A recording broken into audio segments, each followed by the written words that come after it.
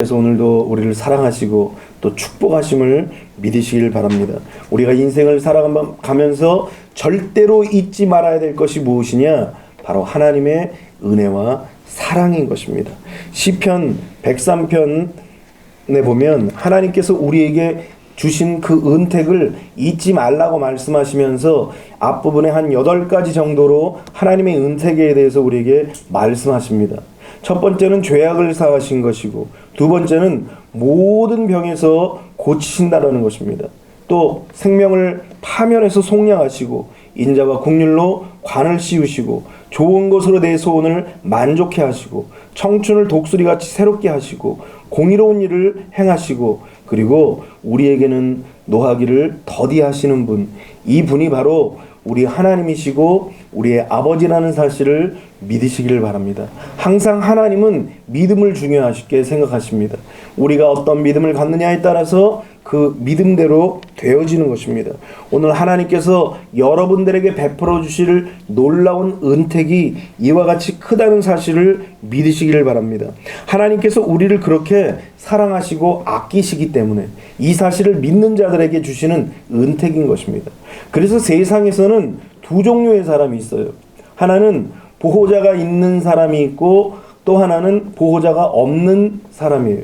보호자가 누구겠어요? 우리 하나님이시잖아요. 하나님이 우리의 보호자라는 사실을 믿고 그 보호자를 따르고 의지하는 자들은 하나님만을 따라가고 쫓아갑니다. 그러니까 하나님께서 하나님이 보호자 되심을 믿고 따라가는 자들에게 모든 것을 주시는 거예요. 반대로 보호자가 없는 사람들은 사람을 따라가는 거예요.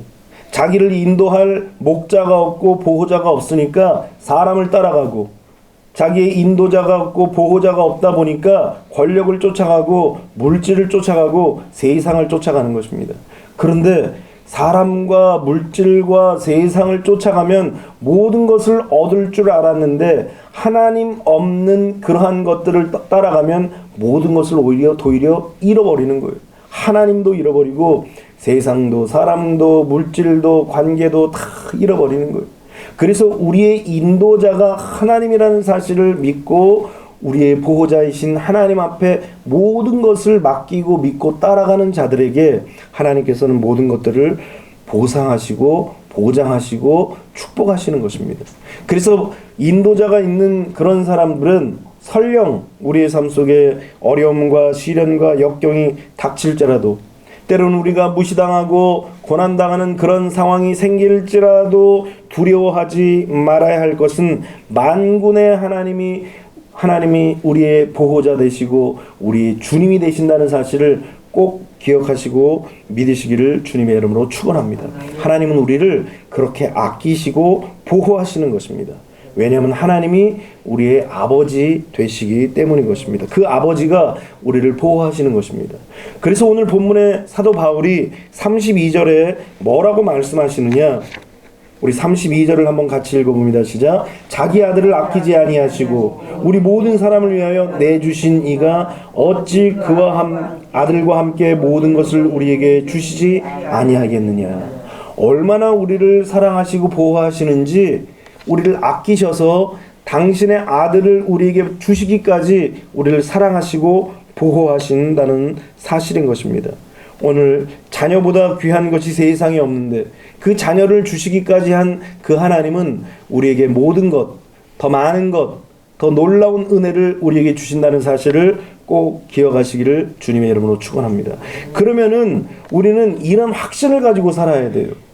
중요한 것은 하나님께서 우리를 사랑하시고 우리를 보호하시고 우리에게 아낌없이 당신의 아들이신 예수 그리스도를 우리에게 주셨다는 믿음과 확신을 우리 자신에게도 가져야 되는 것입니다.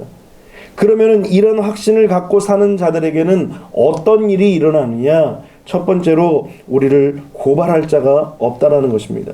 33절과 34절에 보니까 누가 능히 하나님께서 택하신 자들을 고발하리요? 의롭다 하신 이는 하나님이시니 누가 정죄하리요? 죽으실 뿐 아니라 다시 살아나신 이는 그리스도 예수시니 그는 하나님 우편에 계신 자요 우리를 위하여 간구하시는 자시니라.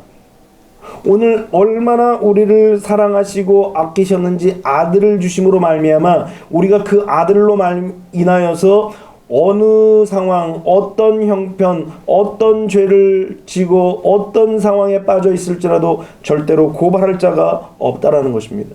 사실 우리의 삶을 이렇게 돌아보면 사실 죄진 삶 아닙니까? 죄로 얼룩져진 그런 삶이에요. 더럽고 추악하고 추잡한 그런 죄들을 너무나 많이 졌던 것입니다. 그러니까 죄를 짐으로 말미암아 우리는 어떤 대상이 됐냐? 정죄의 대상을 받는 거예요. 그래서 어디든지 무엇을 하든지 저건 죄인이야, 저런 죄를 진 악한 자야 라는 이런 정죄를 받아서 마땅한 자라는 것입니다. 아담 때로부터 시작하여서 우리 자신의 모든 삶을 돌아보면서 원죄와 자범죄로 인하여서 더럽고 추악하고 추잡한 그런 죄로 우리가 죄의 노예가 된 것입니다.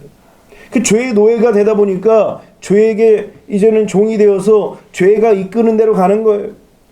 그렇게 살다 보니까 지금 내가 죄에 이끌려서 죄의 노예로 살아가는지도 모르는 그런 삶을 살아가고 있는 것입니다. 이게 지금 죄의 사슬에 매여가지고 질질질 끌려가는지도 모르고 그렇게 사는 인생이 바로 죄인인 우리의 모습이었다라는 것입니다.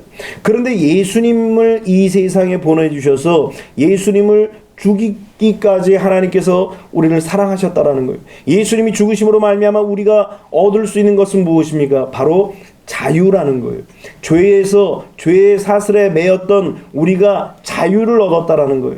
여러분, 이 죄에서 자유를 얻음으로 말미암아 우리에게는 여러 가지 희망과 미래와 평안이 보장되는 그런 모습으로 바뀌어진 게 된 것입니다. 예수님께서 우리의 죄를 대속함으로 말미암아 마치 우리가 한 번도 죄를 짓지 않은 모습으로 우리의 삶을 완전히 바꿔 주셨다라는 거예요. 예수님께서 대신 어떻게 하신 거예요? 피를 흘리신 거예요. 이것을 히브리서 9장에는 뭐라고 우리에게 말씀하시느냐? 그는 저 대제사장들이 먼저 자기 죄를 위하고 다음에 백성의 죄를 위하여 날마다 제사 드리는 것과 같이 할 필요가 없으니 이는 그가 단번에 자기를 들여 이루셨습니다. 구약시대에는 죄를 지었을 때마다 제사를 드려야 돼요. 죄를 지었을 때마다 희생제물을 드려야 되는데 이 희생제물을 드리는 것이 보통 어려운 것이 아니에요. 우리는 매일 죄를 짓고 순간마다 죄를 짓는데 이 죄를 매번 사함을 받기 위해서 이 피를 흘려야 되는데 오늘 예수님께서 우리를 위해서 대신 피를 흘리심으로 말미암아 단번에 완성시키신 거예요. 그래서 예수님의 죽음 그 한 번으로 인하여서 우리에게는 완전한 해방이 주어졌다는 것입니다. 그래서 양심의 번민에서 자유를 주시고 사탄의 정죄, 세상 속의 이 저주 속에 살아가는 이 정죄됨에서 우리를 자유하게 하신 것입니다. 그래서 우리를 의롭게 설 수 있도록 만드셨다는 거예요. 오늘 우리가 이렇게 하나님 앞에 찬양하고 말씀을 듣고 주님 앞에 우리의 연약함들을 다 아뢰일 수 있는 자격이 어디에서 주어졌느냐? 바로 예수 그리스도께서 우리를 위해서 대속하심으로 말미암아 피를 흘려서 모든 죄를 다 씻어주심으로 말미암아 죄에게 매어졌던 그런 쇠사슬이 끊어진 거예요. 이렇게 끊어진 자유함으로 말미암아 우리를 대적할 자가 없다라는 거예요. 이 사실이 여러분들이 믿어지시기를 바랍니다. 이것이 믿어지지 않으면 정말 절단강산인 거예요. 여러분, 가늠하다가 현장에 잡힌 여인을 우리가 말씀을 이렇게 묵상하다 보면 그 현장에서 가늠하다 잡힌 자가 바로 누구예요? 우리예요. 우리가 죄를 짓고 우리가 범죄하고 생각으로 들어온 죄, 몸으로 들어온 죄, 기뻐하지 못한 죄, 감사하지 못한 죄, 기도하지 못한 죄, 이런 죄를 이제 발견하게 되면 우리는 현장에서 마치 가늠한 여인과 같은 그러한 죄가 우리에게 있다는 사실을 발견하게 되는 거예요. 일단 한번 죄가 드러나면 정죄를 받는 것처럼 머리를 잡혀서 질질 끌려서 길바닥에 내동댕이 치지는 거예요. 우리의 인격도 우리의 명예도 우리의 삶도 길바닥에 쫙 내버려지는 거예요. 전에 밝혀지기 전에는 그게 부끄러운지를 몰랐어요.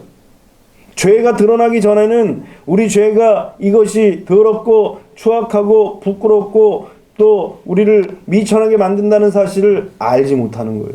그런데 그 빛이 쫙 밝혀지면서 이제 우리의 죄가 드러나게 되면 그때로부터 시작하여서 수치스러운 거예요.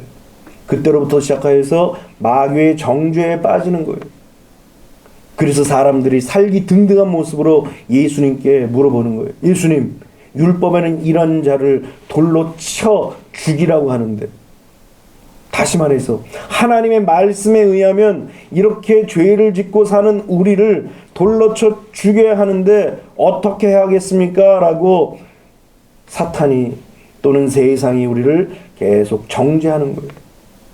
예수님이 계시지 않았다면, 예수님이 우리를 위해서 대속하지 않았다면 이런 정죄에 우리는 빠져서 죄인으로 낙인 찍혀 돌에 맞아 죽어야 되는 것입니다. 하나님의 그 심판 아래 있음으로 말미암아 죽어야 돼요. 그런데 예수님께서 땅에 무언가를 쓰시는 거예요. 돌을 들면서 살기가 등등한 자들의 그 속에 숨겨져 있는 죄를 다 밝혀내는 거예요. 그러고 나서 예수님이 뭐라고 말씀하십니까? 이 여인에게 너를 돌로 치려 하는 자들이 아직도 남아있느냐? 없습니다. 다 갔습니다. 그러자 예수님이 한마디 하시는 거예요. 나도 너를 정죄하지 아니하리라. 다시는 가서 죄를 짓지 말라 그러시는 거예요. 우리 주님은 우리를 사랑하시고 또 용서하십니다. 그래서 우리가 하나님 앞에 이렇게 예배할 수 있는 거예요. 우리는 항상 날마다 5가지의 모습으로 우리의 자신을 돌아봐야 돼요. 내가 과연 주님 안에서 기뻐하는가? 이 기쁨이 주님 밖에서의 기쁨은 아무 소용이 없습니다. 주님 안에서 기뻐하는가? 내가 주님께 날마다 기도하고 있는가? 내가 어떠한 어려움과 시련과 역경과 좌절과 절망스러운 상황이 닥칠지라도 감사하고 있는가? 내가 인생을 살아가면서 육체를 가지고 있잖아요. 그럼에도 불구하고 생각으로 들어오는 죄를 물리치고 있는가? 몸으로 들어오는 죄를 물리치고 있는가? 우리 자신을 날마다 돌아봐야 돼요. 이것을 돌아보지 않으면 사탄 마귀가 끊임없이 우리를 정죄해요. 그런데 이 모든 것들에서 정죄해서 우리를 보호하시는 분이 누구라고요? 예수님이시라는 것입니다. 그래서 그 아무도 예수님 앞에 선 자, 예수님의 은혜 가운데 구원함을 받았다라고 확신하는 자, 이런 자들에게는 그 어떤 누구도 죄를 정죄할 수 없고 고발할 수 없다라는 것입니다. 그래서 우리는 이러한 확신을 가져야 되는 것입니다. 예수님 때문에 우리가 정죄받지 아니하고, 예수님 때문에 우리가 고발당하지 아니하고, 예수님이 우리를 해방시키시고 예수님이 우리를 자유하게 하셨다는 사실을 여러분들이 꼭 믿으시기를 주님의 이름으로 축원합니다. 그래서 사도 바울이 이제 로마서 8장 1절로 2절에 뭐라고 말씀하십니까? 그러므로 그리스도 예수 안에 있는 자에게는 결코 정죄함이 없나니 이는 그리스도 예수 안에 있는 생명의 성령의 법이 죄와 사망의 법에서 너를 해방하였느니라 그랬어요. 우리가 죄와 사망의 법에서 예수 그리스도로 말미암아 해방되었다는 사실을 확신하시기를 주님의 이름으로 축원합니다. 그래서 사탄 마귀가 우리를 고발할 때, 우리를 정죄할 때, 세상이 우리를 고발하려 하고 정죄하려 할 때에 그래 나는 죄를 졌다. 그러나 죄와 사망의 법에서 예수님이 나를 해방하셨다. 이런 믿음으로 선포하는 거룩한 주의 백성들이 되시기를 주님의 이름으로 축원합니다. 두 번째는 우리를 그리스도의 사랑에서 끊을 것이 없다라는 것입니다. 35절을 보니까 누가 우리를 그리스도의 사랑에서 끊으리요? 환난이나 곤고나 박해나 기근이나 적신이나 위험이나 칼이랴. 여러분 지금 이야기한 환난, 곤고, 박해, 기근, 적신, 위험, 칼, 이 모든 것을 지금 우리가 다 경험하고 있어요. 우리가 지금 이런 고난과 시련과 역경을 지금 겪고 있다라는 것입니다. 그런데 지금 우리가 겪고 있는 이 시련과 역경과 고난을 우리는 극복해낼 수 있다라는 사실을 성경은 우리에게 말씀하고 계시다라는 거예요. 여러분 마귀의 계략 중에 하나가 뭐냐면 공포를 주면서 시험을 주면서 하나님을 떠나도록 만드는 것이 바로 사탄의 계략이에요. 여러분 생각해 보십시오. 하나님이 우리를 사랑하신다고 하는데 시험이 왔어요. 하나님이 여러분들을 사랑하는데 고난이 왔어요. 그러면 어떤 생각이 들어요? 하나님의 사랑에 대한 확신을 갖지 못하는 사람은 하나님이 나를 사랑하지 않는가 보구나. 하나님이 나를 미워하시는 거구나. 하나님이 나를 버렸나 보네. 그러다 어디까지 가느냐? 하나님이 안 계시다까지 가는 거예요. 그렇게 해서 사탄은 우리에게 시험을 줘서 하나님의 사랑과 우리의 사랑과 연합되어진 것을 자꾸 갈라놓으려고 하더라는 것입니다. 여러분, 우리가 성경을 봐서 알듯이 욥기서에 보면은 그런 사건이 나옵니다. 욥기 1장 8절로 11절을 보니까 여호와께서 사탄에게 이르시되 나의 종 욥을 주하여 보았느냐? 그와 같이 온전하고 정직하여 하나님을 경외하며 악에서 떠난 자를 세상에 없느니라 그랬어요. 하나님이 이 욥을 높이 평가하셨어요. 이렇게 정직한 자 봤느냐? 이렇게 선한 자 봤느냐? 이렇게 믿음으로 선 자 봤느냐? 이렇게 나를 사랑하는 자 봤느냐? 그러면은 어지간한 자들은 네 맞습니다 하는데 사탄이 어떡합니까? 9절 보니까 사탄이 여호와께 대답하여 이르되 욥이 어찌 까닭없이 하나님을 경외하리이까? 주께서 그와 그의 집과 그의 모든 소유물을 울타리로 두르심 때문이 아니니까? 주께서 그의 손으로 하는 바를 복되게 하사 그의 소유물이 땅에 넘치게 하셨음이니이다. 아니, 돈 주고 건강 주고 밥 주고 평안하게 하니까 하나님 사랑하는 거지, 그거 싹 가져가 보십시오. 하나님 반드시 떠납니다. 사탄이 이렇게 참소하는 거예요. 그러니까 우리는 우리의 삶 속에서 때로는 갑자기 어느 순간에 시련이 오고 역경이 오고 어려움이 찾아옵니다. 그때 사단이 참소하는 거예요. 그거 보세요. 시련이 오고 역경이 오니까 하나님 버리잖아요. 그거 보세요. 하나님이 편안하게 하셨다가 그 편안을 싹 걷어가니까 금방 하나님 욕하잖아요. 그러면서 사탄이 참소하기 위해서 끊임없이 다가서다라는 거예요. 또 사단이 2절에 보니까 또 그런 짓을 합니다. 여호와께서 사단에게 이르되 내가 내 종 욥을 주의하여 보았느냐? 그와 같이 온전하고 정직하여 하나님을 경외하며 악에서 떠난 자가 세상에 없느니라. 내가 나를 충동하여 까닭없이 그를 치게 하였어도 그가 여전히 자기의 온전함을 굳게 지켰느니라. 욥이 이겼어요. 승리했습니다. 사탄의 시험을 이겼어요. 그럼에도 불구하고 이 말을 들은 사탄이 어떡합니까? 4절에 보니까 사탄이 여호와께 대답하여 이르되 가죽으로 가죽을 바꾸오니 사람이 그의 모든 소유물로 자기의 생명을 바꾸올지라. 이제 주의 손을 펴서 그의 뼈와 살을 치소서. 그리하시면 틀림없이 주를 향하여 욕하지 않겠나이까. 이러면서 또 이 사탄이 요살을 떨며 하나님의 앞에 욥을 참소하고 있는 거예요. 여러분, 사탄은 이렇게 끊임없이 우리를 시험하는 거예요. 여러분들을 시험합니다. 여러분을 넘어뜨려서 하나님과 우리와의 그 관계를 나눠놓고 사랑을 끊기 위해서 그 틈을 비집고 들어와서 어떻게 해서든지 우리를 넘어뜨리게 한다는 거예요. 여러분, 세상에 뭐 나쁜 사람 좋은 사람 있겠냐라고 얘기하지만 나쁜 사람도 사실은 있어요. 공포심을 주는 거예요. 자기가 가지고 있는 힘을 가지고 권력을 가지고 돈을 가지고 어떤 영향력을 가지고 공포심을 심어주는 것이 바로 나쁜 사람이에요. 성경에 보면은 이 애굽의 바로 같은 자, 이런 자가 바로 악한 자요. 그리고 하나님의 그 주신 그 권력을 가지고 사람들을 공포로 밀어넣는 자가 바로 이 바로 같은 자들이에요. 또 에스더서에 보면은 하만 같은 자, 자기에게 부여된 그 권한을 가지고 사람들을 억압하고 공포를 주는 그런 사람들이었다라는 것입니다.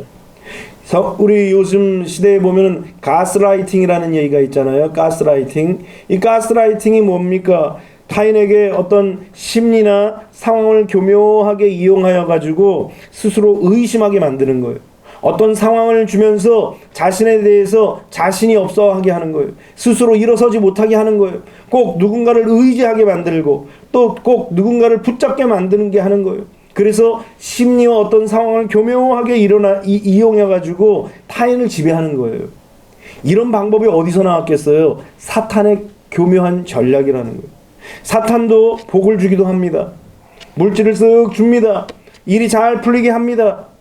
그러고서는 딱 끊어놓는 거예요.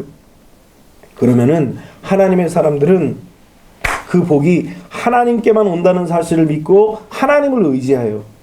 그런데 믿음이 없거나 하나님에 대한 확신이 없거나 아니면 세상적인 사람이라면 금방 세상을 쫓아가는 거예요. 사단을 쫓아가는 거예요. 그래서 사탄이 권력이나 물질이나 세상의 영향력을 가지고 우리 하나님의 사람들을 계속 가스라이팅을 하는 거예요. 그래서 심리적으로 우리를 교묘하게 이용하고 우리의 마음을 교묘하게 교란시키고 분쟁시키고 환란을 일으켜가지고 우리의 마음 심령 속에 절대로 우리가 견디지 못하도록 이기지 못하도록 우리를 넘어지게 하게 하고 쓰러지게 하는 거예요. 그래서 항상 사탄은 뭐 여러 가지 전략들이 있지만 우리가 지난번에 사탄에 대해서 배웠지만 7가지의 모습으로 하나님과 우리 사이의 틈을 벌이기도 하지만 그 7가지의 모습은 구체적인 방법이고 큰 전략은 뭐냐? 전술은 7가지지만 큰 전략은 뭐냐? 이 사탄은 공포를 줘서 사람을 억압하게 하는 거예요. 그래서 또 하나는 그냥 알아서 기도로. 어떤 사람 보면 남의 밑에 가서 알아서 기어요. 자기의 위치와 자기의 상황과 자기의 존재를 잃어버리고 그냥 알아서 기는 거예요. 그냥 나는 당신의 종입니다. 딸랑딸랑 하면서 알아서 기는 거예요. 세상도 마찬가지예요. 사탄한테 뭘 잘 보이면 뭐 좀 나올까 해서 알아서 기는 거예요. 알아서 하나님을 떠나고 알아서 하나님의 말씀에서 떠나고 알아서 하나님을 예배하는 자리에서 떠나게 하는 것이 바로 사탄의 전략이라는 것입니다. 사탄이 이렇게 공포를 가져다 주든 아니면 떡밥을 가져다 주든 어떤 방법으로든 사탄은 우리를 위협하더라는 것입니다. 왜 그렇습니까? 하나님이 우리를 사랑하시는데 그게 질투가 나는 거예요. 그래서 하나님과 우리와의 관계를 나눠 놓는 것입니다. 그때 우리가 하나님의 사랑에서 결코 떨어지지 않는다라고 선포해야 돼요. 이것이 마귀를 대적하는 거예요. 마귀가 슬금슬금 다가오면 무서워서 두려워서 떠는 것이 아니라 이때 믿음으로 선포하는 것입니다. 뭐라고 선포합니까? 우리가 아까 읽었었던 32절의 말씀이에요. 자기 아들을 아끼지 아니하고 우리 모든 사람을 위하여 내주시니가 어찌 그 아들과 함께 모든 것을 우리에게 주시지 아니하시겠느냐. 이러면서 믿음으로 선포해야 돼요. 그래서 악한 마귀가 우리에게 환경 속에 위기를 주면서 어려움을 주면서 어떻게 해야지 도대체 우리가 어떻게 이런 어려움과 시련을 이길 수 있지 그렇게 고민할 때에 우리가 뭘 선포해야 하라고요? 하나님이 아끼지 아니하시고 자기 아들을 주셨는데 무엇을 주지 않겠느냐 이렇게 믿음으로 선포해야 되는 것입니다. 그러면 욥이 이렇게 사탄이 공격했을 때에 고백했어요. 성경을 보니까 욥도 1장 21절로 22절에 그런 고백을 합니다. 1장 21절과 22절에 이르되 내가 모태에서 알몸으로 나왔사온즉 또한 알몸이 그리로 돌아가 올지라 주시니도 여호와시요 거두시니도 여호와시오니 여호와 이름이 찬송을 받으실지어다 하고 이 모든 일에 욥이 범죄하지 아니하고 하나님을 향하여 원망하지 아니하니라 그랬어요. 여러분 시련과 역경과 어려움이 다가왔을 때 우리가 해야 될 것은 오히려 모든 것이 하나님의 것이기 때문에 하나님을 오히려 더욱더 찬양하고 경배하고 주의 이름을 높여야 되는 거예요. 그리고 절대로 우리 입술로는 부정적인 이야기를 하지 않는 거예요. 그래야만 우리는 어려움과 시련과 역경에서 우리 자신이 극복되어지고 이길 수 있다는 것입니다. 또 두 번째 사탄이 공격했을 때 욥이 뭐라고 고백합니까? 이때에는 또 그의 아내까지 동참을 합니다. 하나님을 욕하고 죽어라 이런 얘기를 하는 거예요. 그러자 욥이 뭐라고 얘기합니까? 그가 이르되 그대의 말이 한 어리석은 여자의 말 같도다. 우리가 하나님께 복을 받았은즉 화도 받지 아니하겠느냐 하고 그 모든 일에 욥이 입술로 범죄하지 아니하니라. 복과 화의 주관자는 하나님이에요. 우리가 요새 코로나 많이 돌잖아요. 무슨 뭐 20만 30만 누적자가 1000만이 됐어요. 코로나 1000만의 시대예요. 뭐 한간에는 2000만이 돼야 이게 유행이 끝난다 뭐 이런 얘기까지 합니다. 참 핑계 아닙니까? 핑계. 그런 것도 핑계로 선고한 사람은 뭐 김건모밖에 없다는데 이거 뭐 죄다 핑계예요. 그런데 이러한 어려운 상황, 위기의 상황이 닥쳐올지라도 우리는 뭐 해야 돼요? 화도 하나님께 있고 복도 하나님께 있다라는 그런 믿음의 고백이 있어야 돼요. 그러면서 우리의 입술로 결단코 범죄하지 말아야 돼요. 왜? 우리 입술로 고백한 대로 하나님께서 행하시기 때문인 것입니다.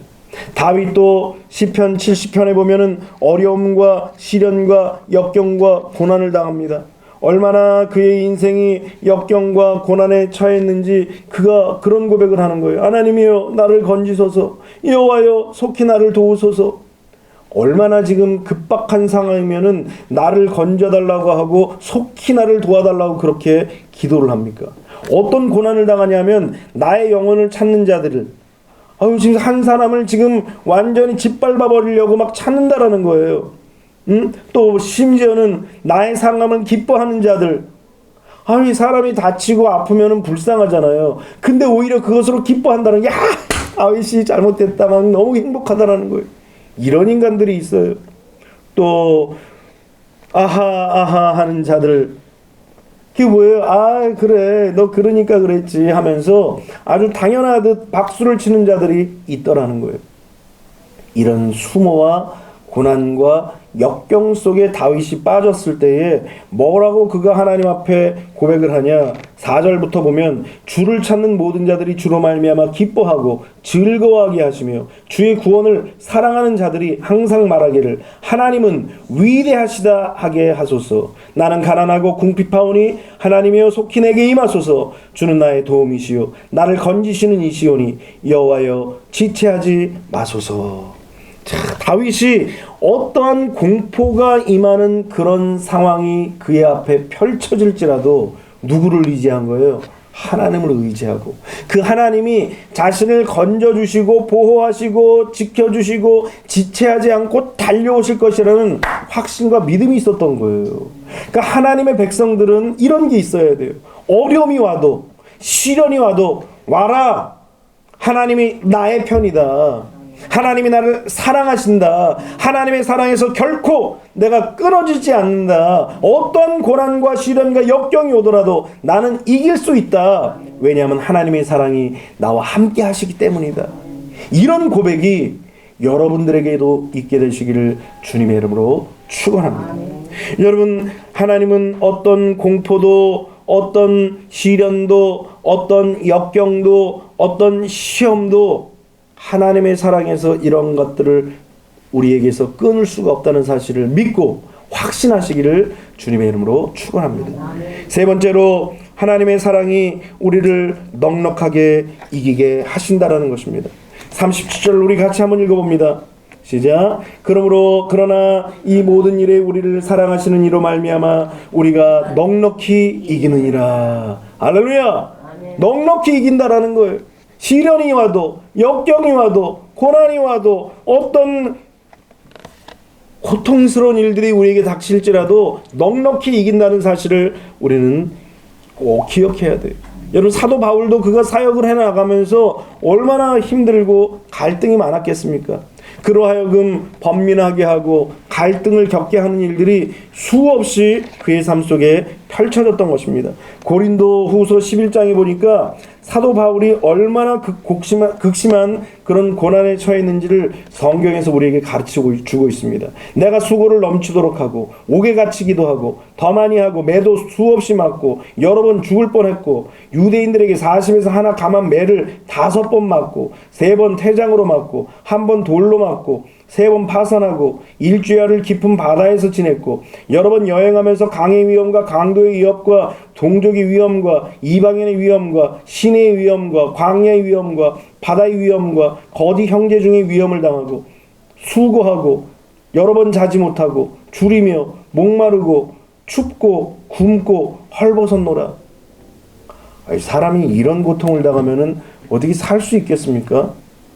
그저 인생 요즘 뭐 100세 시대라고 그러는데 이 100세를 살면서 이렇게 고난당하고 어렵고 힘들면 어디 그거 100세 살고 싶겠습니까? 빨리 가고 싶죠.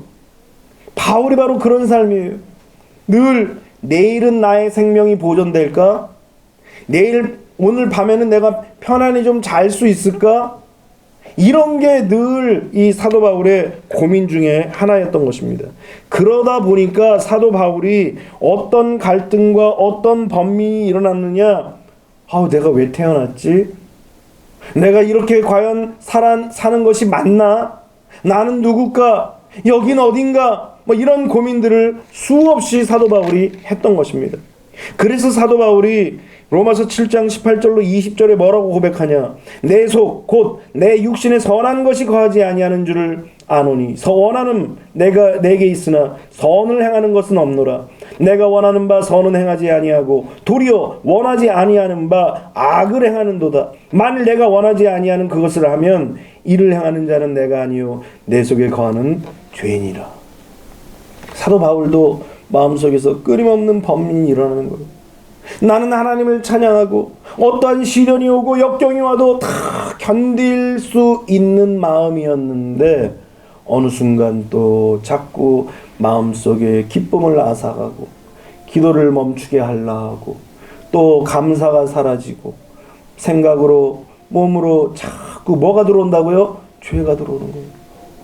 이 죄가 들어오면서 사도 바울이 그 마음속에서 뭐라고 번민하냐? 오호라 나는 곤고한 자로다. 누가 이 사망의 몸에서 나를 건져내랴. 그런 고백까지 하는 거예요. 이토록 사도 바울도 고난과 역경과 시험과 환난과 어려움을 다 경험했던 것입니다. 오늘 우리도 이렇게 세상 속에 살다 보니까 이 환경과 이 상황 속에서 이 풍파가 불어오면 근심하고 탄식하고 염려하고 걱정할 수밖에 없는 것입니다. 그런데 하나님의 사랑이 딱 임하니까 이러한 어려움과 시련과 역경의 상황을 이길 수 있게 한다는 거예요. 다른 세상의 힘과 능력과 영향력이 아니라 하나님의 사랑이 그 심령 속에 임하게 되니까 그 모든 어려움과 시련과 역경을 극복해낼 수 있게 되더라는 거예요. 그러니까 기뻐할 수 없는 상황인데 하나님의 사랑이 임하니까 기뻐하는 거예요. 기도할 수 없는 상황인데 하나님의 사랑이 임하니까 기도하는 거예요. 우리가 다 알겠지만 이 빌립보 감옥에서 매를 맞고 지하 감옥에 내동댕이 쳐졌습니다. 기뻐할 수 없는 상황이에요. 기도할 수 없는 상황이에요. 그런데 기쁨으로 찬양을 드리고 하나님 앞에 기도하는 거예요. 심지어 그 속에서 하나님 앞에 감사를 드리는 거예요. 하나님의 사랑이 임하니까 우리는 세상과 역전되는 삶을 그렇게 살아가게 되는 것입니다. 이렇게 세상과 다른 삶을 사는 자들에게 하나님께서는 무엇을 주시느냐? 바로 자유를 주시는 거예요. 이 자유를 소유한 자들이 바로 하나님의 사랑을 소유한 자들이라는 거예요. 또 하나님의 사랑을 소유한 자들이 바로 자유한 자들이에요. 이렇게 자유한 자들에게 급기야는 뭘 주시느냐? 승리라는 것을 주시는 거예요. 이 승리가 주어져야 우리가 이 땅에서도 형통하고 또 육신도 강건해지는 거예요. 오늘 여러분들이 승리하시기를 주님의 이름으로 축원합니다. 그래서 성령께서 우리에게 오시면은 생각나게 하셔요. 뭘 생각나게 하시느냐? 예수님이 우리에게 하셨던 말씀을 생각나게 하시고 하나님이 우리를 사랑하신다는 것을 생각나고 기억나게 하시는 거예요. 그래서 우리가 어떤 시련과 역경과 고난을 당해도 성령께서 야 용기를 잃지 마라. 왜 그런 줄 아느냐? 하나님이 너를 사랑하시기 때문이야. 그러면서 그 사랑으로 용기를 주고 힘을 주시고 또 우리에게 격려하시는 분이 성령님이라는 사실을 믿으시기를 주님의 이름으로 축원합니다. 그래서 우리가 시험 속에 있을지라도 하나님의 사랑이 임하면 그 하나님의 사랑으로 말미암아 뭐가 튀어나오느냐? 의와 평강과 희락이 튀어나오는 거예요. 그래서 하나님의 사랑을 다 소유하면 의로운 삶을 살게 되는 거예요. 하나님의 사랑이 우리에게 들어오면 아무리 밖에는 파도가 치고 풍랑이 칠지라도 무엇이 우리에게 임합니까? 평강이 임하는 거예요. 그리고 아무리 세상에서 슬픔과 고난과 눈물과 아픔이 파도를 칠지라도 우리에게는 무엇이 있느냐? 희락이 있는 거예요. 오늘 여러분들의 삶 속에서 의와 평강과 희락이 있게 되시기를 주님의 이름으로 축원합니다. 이 의와 평강과 희락은 하나님의 사랑을 소유하여서 승리한 자들에게 주시는 전리품이에요. 전쟁에 나가서 싸우면 뭘 얻죠? 전리품을 얻잖아요. 지금도 러시아에서 왜 우크라이나를 침략해서 이기려고 그래요? 이기면 그 땅을 차지하기 때문에 그걸 전리품으로 얻으려고 침공하는 거예요. 우리도 마찬가지예요. 이 세상을 살면서 아무리 시련과 역경과 고난이 있을지라도 하나님의 사랑을 가지고 그것을 정복해 나가고 승리할 때 하나님께서는 우리에게 의와 평강과 희락이라는 상급을, 전리품을 우리에게 주시는 것입니다. 그러므로 이제 여러분들은 은혜를 잊지 마십시오. 그리고 확신해야 돼요. 하나님이 나를 사랑하신다는 그런 확신을 가져야 돼요. 하나님이 나를 사랑하셔서 아들 독생자 예수 그리스도를 나에게 주셨다. 이 사실에 대해서 확신하시기를 주님의 이름으로 축원합니다. 그러면 우리는 아무도 우리를 정죄할 자가 없는 거예요. 우리를 그 누구도 고발할 자가 없는 것입니다. 그 누구도 하나님의 사랑에서 우리를 끊을 자가 없는 거예요. 그리고 우리는 세상을 넉넉히 이길 수 있는 승리자가 될 수 있는 것입니다.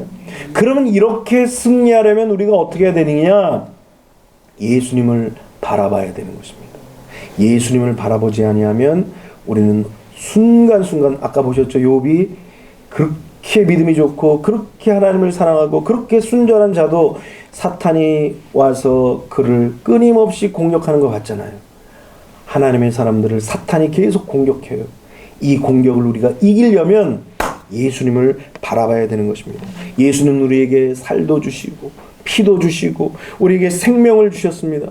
전부 다 주셨어요. 전부 다 주시고 예수 그리스도를 그렇게 바라보며 소유한 자들에게 무엇을 우리의 마음속에 탁 심겨주시느냐? 예수님께서 갖고 계신 생명과 빛, 진리와 은혜, 이런 것들을 우리에게도 가득 넘치게 하시는 거예요.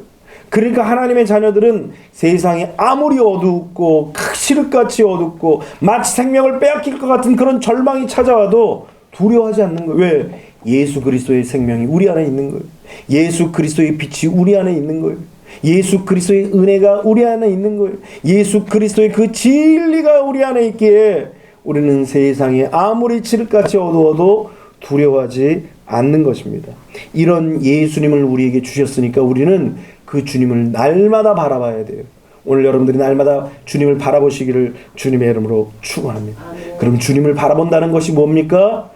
주님을 바라본다라는 것은 주님을 흠모하는 거예요. 흠모한다라는 것은 뭐예요? 사모한다라는 거예요. 이 사모한다라는 건 뭡니까? 사랑하는 거예요. 사랑하면 어떡하죠? 닮아가는 거예요. 그러니까 주님을 바라본다라는 것은 주님을 닮아가는 거예요. 그러니까 서로 사람들 가운데도 마찬가지, 연인 가운데서도 안 닮아가고 말이 다르고 생각이 다르고 뭐 행동하는 거 다르다 사랑하지 않는 거예요. 바라보지 않기 때문에.